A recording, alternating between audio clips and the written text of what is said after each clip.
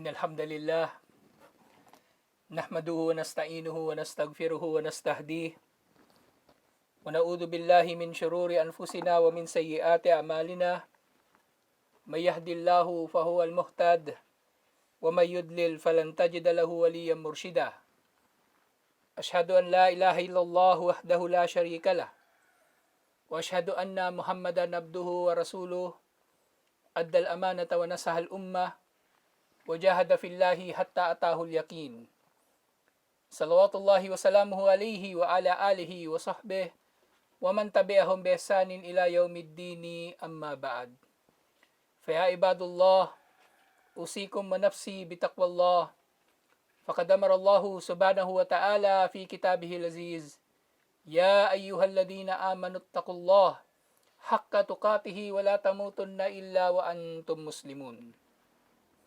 Tunay ng papuri ay para kay Allah subhanahu wa ta'ala. Sa Kanya tayo nagpupuri, nagpapasalamat, humihingi ng tulong. Sa Kanya tayo humihingi ng tawad sa ating mga kasalanan at sa Kanya tayo humihingi ng gabay.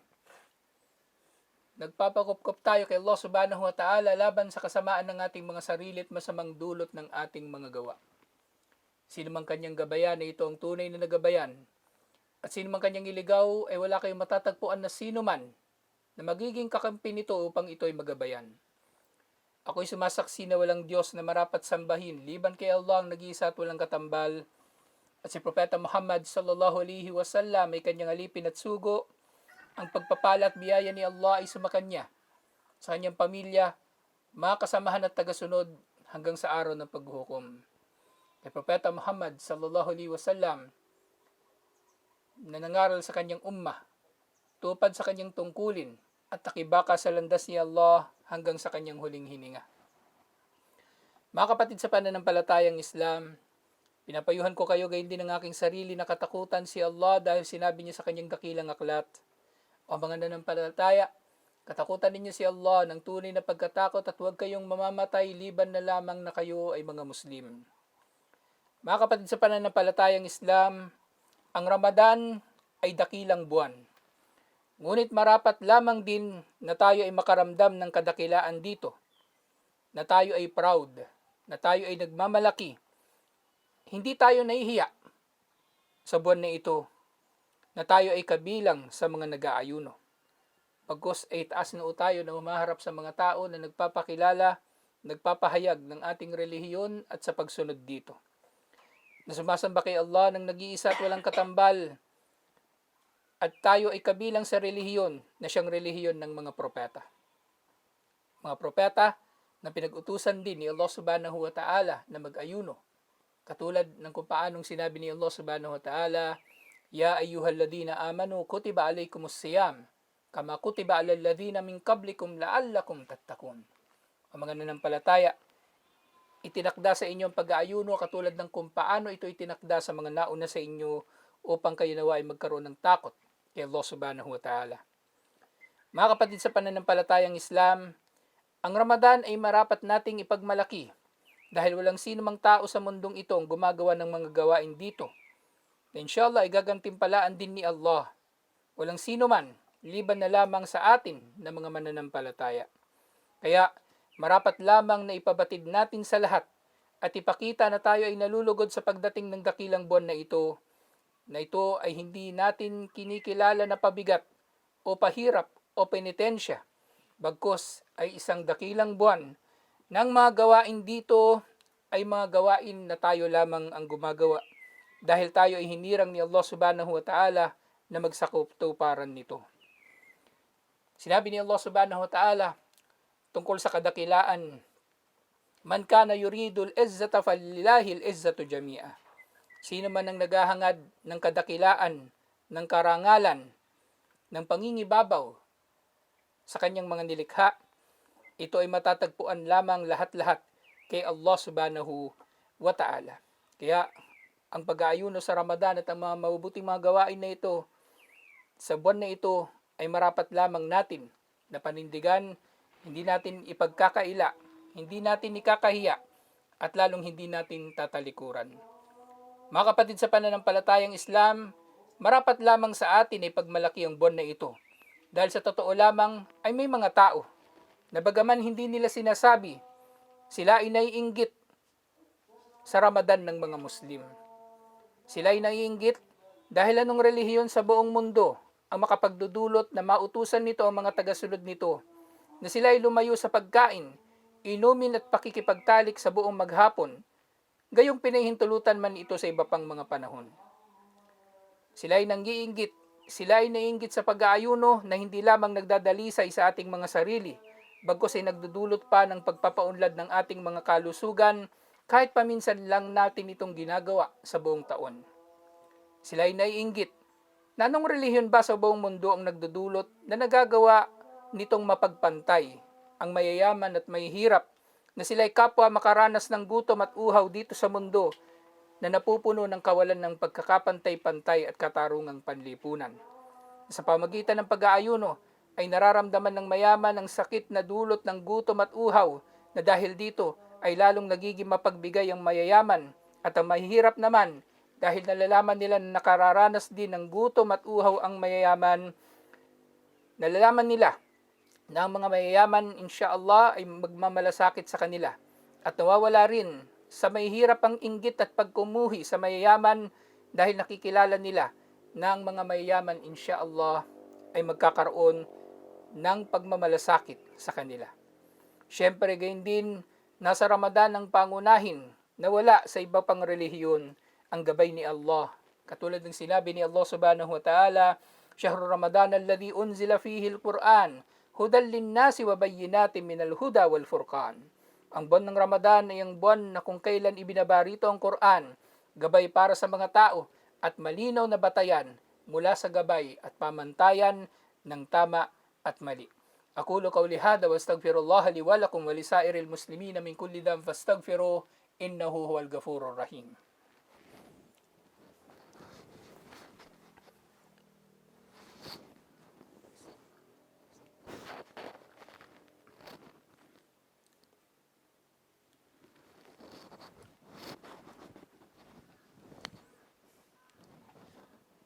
Alhamdulillahi wahdah, wassalatu wassalamu ala man la nabiyya ba'da wa ba'd. Mga kapatid sa pananampalatayang Islam, kabilang sa mga dapat nating ipagmalaki sa buwan na ito ay ang ilang mga makasaysayang pangyayari na naganap sa buwan ng Ramadan. Makasaysayang mga pangyayari na nagkaroon ng malaking kinalaman sa kasaysayan ng mga Muslim sa buong mundo, na kung ating babalikan ay makikita natin dito hindi lamang ang kadakilaan ng mga sahaba o ng mga dakilang Muslim na tumupad sa mga ito. Siyempre, ang kadakilaan ni Allah na nangako na pangingibabawin niya ang relihiyon na ito kahit pakamuhian ng mga hindi mananampalataya. Mga kapatid sa pananampalatayang Islam, sa Ramadan naganap ang labanan sa Badar, ang unang labanan sa pagitan ng mga Muslim at ng mga hindi Muslim, ng mga hindi mananampalataya ng Quraysh. Gayon din ang Fathu Makkah, ang pagkakabawi sa Makkah mula sa pagsamba sa mga Diyos-Diyosan na ito ay inilalaan na muli sa pagsamba sa nag-iisang Diyos na nag-iisa at walang katambal, katulad ng kung paanong ito itinayo ni Ibrahim alayhis salam. Gayon din nangyari sa Ramadan ang pagtatapos ng Battle of Guadalete sa Espanya, na dito ay natalo ng mga Muslim ang mga puwersa ng mga hindi mananampalataya na nagsimula sa panahon na ito ang paghahari ng mga Muslim ng 800 taon sa Espanya at malaking bahagi nito. At gayon din, nangyari din sa buwan na ito ang tinatawag na labanan sa Balato Shuhada o ang Battle of Tours sa France. Nakabaligtaran naman ng nangyari doon sa labanan sa Guadalete. Sa Guadalete nagtagumpay ang mga Muslim. Subalit ilang taon lamang, 20 taon lamang mahigit, ay natalo naman ng mga Muslim sa labanan na ito at hindi na sila nakabangon pa. At mula sa panahon na ito ay dahan-dahan naman silang sinalakay ng mga hindi mananampalataya. Ang naging dahilan dito ay ang pagmamahal din ng mga tao, ng mga mananampalataya sa dunya at ang naging pagpapabaya ng marami sa kanila sa kung paanong tama at mainam na ipapatupad ang jihad. Gayun din nangyari ang Battle of Hattin, na dahil dito ay napalaya ng mga Muslim ang Jerusalem mula sa mga Crusaders. Gayun din ang labanan sa Ain Jalut, ang labanan na mismong kasama si Sheikhul Islam Ibn Taymiyyah rahimahullah laban sa mga Mongol, na dahil dito ay hindi na lumawak ang kanilang mga paninira at pangwawasak sa mga Muslim. Mga kapatid sa pananampalatayang Islam, ang Ramadan ay dakilang buwan hindi lamang sa pagiging dakila mismo nito, bagkus sa iba't ibang mga bagay na may kinalaman dito. Dahil ito rin ay buwan nga ng jihad, na bilang pagpapaalala sa lahat, ang jihad ay gaya at hindi wasila. Ang jihad ay kaparaanan lamang upang mapangibabaw ang salita ni Allah subhanahu wa ta'ala, na kung maipatutupad natin ng mainam ay mangingibabaw nga ang salita ni Allah. Subalit kung hindi natin tamang maipatutupad ay terorismo at kaguluhan lamang ang idudulot nito. Ang jihad ay kaparaanan lamang at hindi layunin ng Islam, na ibig sabihin may iba pang paraan upang mapangibabaw natin ang salita ni Allah, at ito'y sa pamagitan ng da'wa o ng pangangaral o pagpapalaganap ng Islam sa mga tao sa pamagitan lamang ng ating mga gawa at ating mga salita. Sa ganitong paraan ay mapayapa na lumaganap ang Islam sa India, Africa, Southeast Asia at lalong-lalo na sa ating dito sa Pilipinas, na wala namang hukbo ng mga Muslim ang sumalakay dito upang sakupin ang mga lugar na ito.